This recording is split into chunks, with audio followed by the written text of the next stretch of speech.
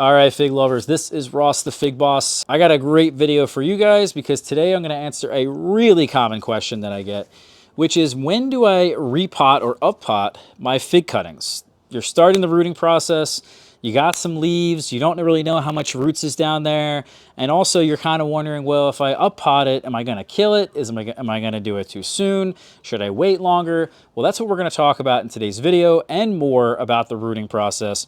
Please do me a favor, hit the like button right now, hit the subscribe button, and share this video. I really need a little bit of help on this one because the YouTube algorithm is kind of punishing me for not posting in a while, but we're back. We're going to be posting videos a lot. Thanks for watching, and now back to the video. As you can see here, I've got a seedling tray. This is 72 cells, 3 inches deep, standard size tray, and I had a lot of cuttings in this tray that we just stuck in here as a little bit of extras. Tester cuttings I didn't really care about, just to see what would happen. That way we could answer this question really well. And so I've examined a lot of cuttings here, taken them up out of their cells. We're about to start the uppotting process by putting them into these tree pots. So we have a really good example here of cuttings that should be uppotted and some that really shouldn't.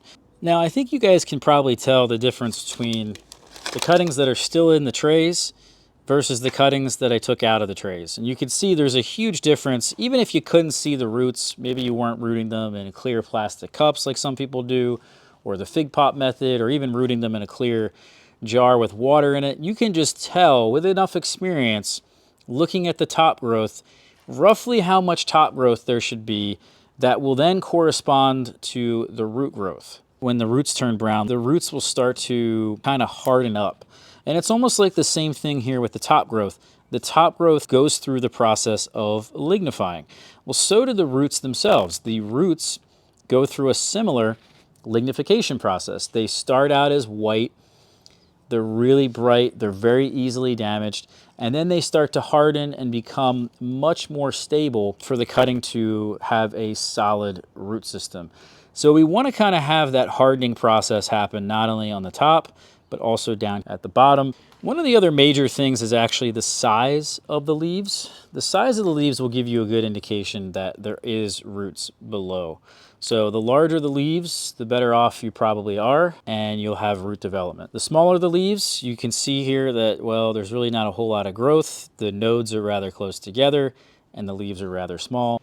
What we don't want is something like this, where we take it out of the cell, and then there's barely any roots attached, or we take it out of the cell and then that whole clump of soil that was there breaks apart and falls apart. Maybe some roots break off in that process. This cutting, I'd be very lucky if this actually turns into a tree. So this is why in the past I've talked about other rooting methods like the direct potting method, where you just take your cutting, you stick it into a larger pot like this, and that way you don't have to touch it. It fully roots out into this size, and we don't have to risk our cutting dying during this transplanting process.